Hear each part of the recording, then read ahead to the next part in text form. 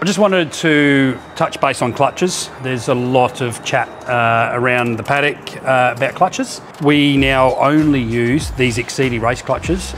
Now, a lot of people do get mistaken with these because there's two different types, okay?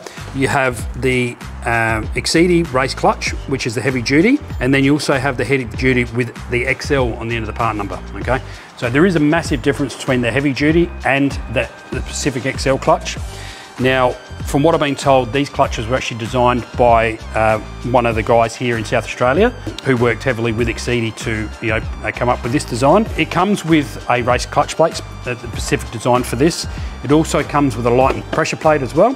Now, the difference between this and a heavy duty and a few other brands I've used is the pedal feel on these is quite soft, which is great.